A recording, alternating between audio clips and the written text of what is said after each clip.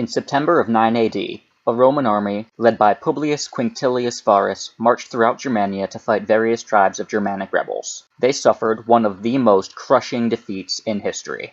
This is their story.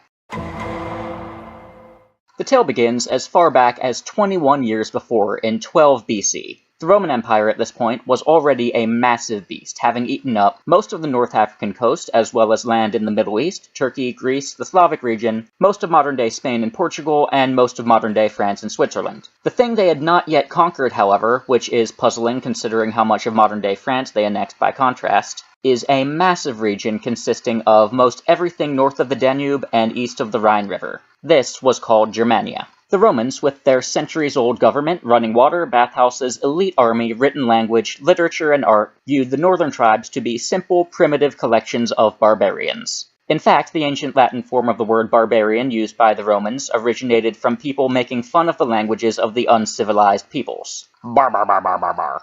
The Romans, looking north, saw vast areas of undeveloped land. They knew they could give the natives plumbing, architecture, protection, a superior form of religion, and most importantly, an abstract idea of civilization. In return, the natives of these lands would integrate their labor and natural resources into the Roman economy. All they had to do was bring an army up there to take it.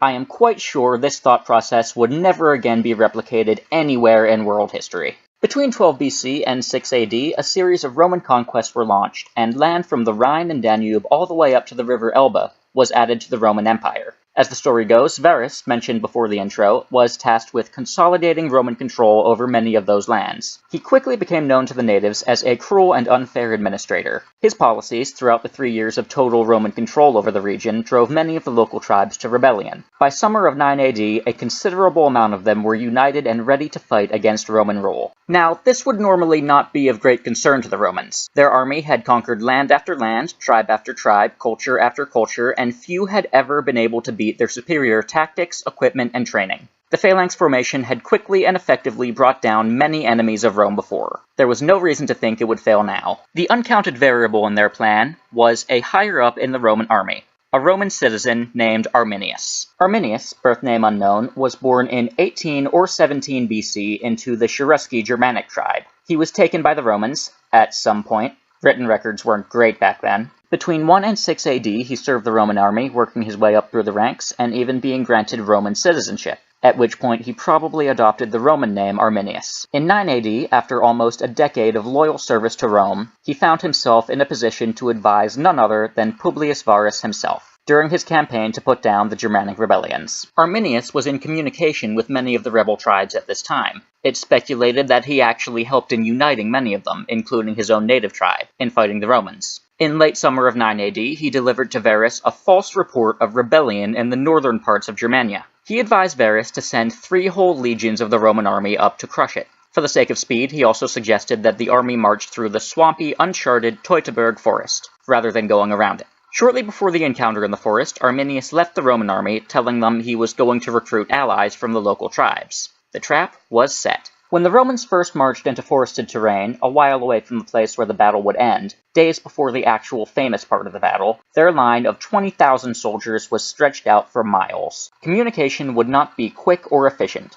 On top of that, Varus hadn't even bothered to send scouts ahead of the march. They advanced through the rough terrain, and then it started to rain. Throughout the first day, Germanic fighters harassed Roman troops who were too disoriented and whose mobility was too restricted to effectively shift into combat formations. They would come at them from both flanks, first with javelins, then closing in for melee combat where each individual section of the Romans would be finished off. Arminius had the Germans fighting this way because he understood how the Roman army worked, intimately.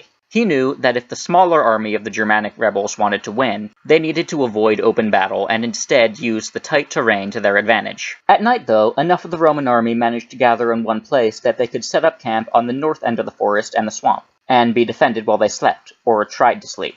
They counted that somewhere around 25% of the army never made it to that camp. Before dawn, they went further north in an attempt to escape the attacks. They made their way to an open plain where they again set up camp, hoping that the Germans would meet them in the open like an honorable opponent.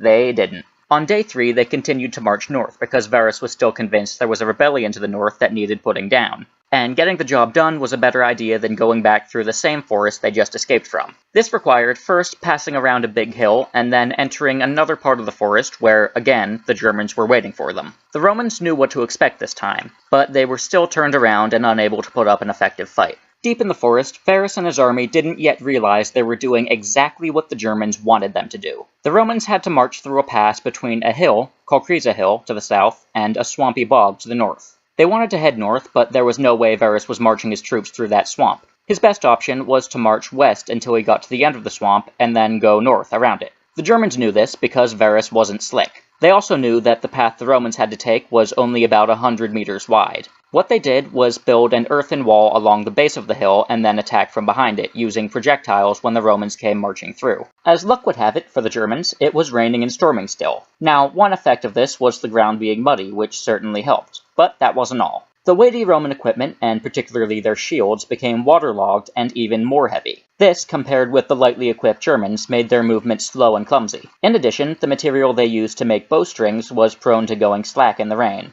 The Romans' bows were very unusable, while the javelins the Germans were throwing flew just fine. The Romans marched through this, facing projectiles and quick in-and-out raids from the earthworks. When the front of the line got close to the end of the path, they found a large trench obstruction in their path.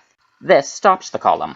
A lot of sources say the Romans tried to charge at the earth wall to the south, to get at the Germans who were attacking from the hill. This didn't go so well. Soon enough, Varus, knowing that there was absolutely no hope left, fell on his sword and committed suicide. Many of his officers followed him. The remaining Romans fought for their lives or fled north into the swamp, where they were picked off. Only a few hundred were left to capture by the time the fighting stopped. These were rounded up by the tribesmen and brutally murdered as a form of ritual slaughter, sacrificing to their gods. Now, the after effects of the battle. The most obvious one is Rome forever after abandoning their aspirations for Germania. It was such a crushing defeat, it was a clear signal that Roman soldiers would never again have much luck campaigning to the north. The most famous and theatric example is the story about Emperor Augustus screaming, "Varus, give me back my legions," after he heard about tens of thousands of Romans slaughtered. This one is related to the first and helps illustrate how deeply Teutoburg cut into the Roman psyche at the time. It had an effect on Rome's personality. This battle had an effect far beyond the classical era, though. From about the 1400s up to the end of World War II, the battle and the figure of Arminius, called Hermann by the Germans, was widely celebrated as a symbol of national pride. The battle was looked on and celebrated as brave Germans fending off tyrant invaders. Throughout the 1800s, several works of literature sprung up around Hermann. And then, in the year 1900, a great monument was built to the man around the area of Teutoburg Forest. The battle lived on in legend until 1987, when the previously unknown site of the event was uncovered by, drumroll please, some British dude with a metal detector. Seriously, it's like Brits living abroad can't avoid publicity. What is it with you guys? After it was found, archaeologists started excavating the area, and the rest, as they say, is history. If you like the music this week, it was composed by Kevin over at Lernenda Old English. If you've ever wanted to learn Old English, you should go check out his channel. It's pretty awesome. See you next time.